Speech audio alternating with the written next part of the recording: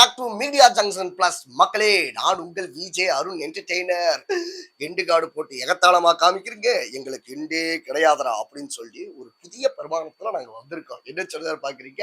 இன்னைக்கு இந்த ஷோவோடைய ஹெட்லைன் நான் சொல்லிடுறேன். அதாவது டைட்டில் கார்டு போடணும் இல்லையா? அந்த டைட்டில் கார்டு என்னன்னா, பஞ்சாயத்துல பத்த வச்சுட்டே பரட்ட அப்படின்னு சொல்லி இன்னைக்கு ஒரு பஞ்சாயத்தை எடுத்துட்டு வந்து அதுக்கான நீதி என்ன அப்படிங்கறத பேச வந்திருக்கோம். நீதி சொல்ற அளவுக்கு நீதிபதியான்னு கேட்டா அதெல்லாம் கிடையாது. ஸோ எங்களுக்கு தெரிஞ்ச ஒரு பாதியை உங்ககிட்ட சொல்லிட்டு போலாம் அப்படின்னு வந்திருக்கோம்.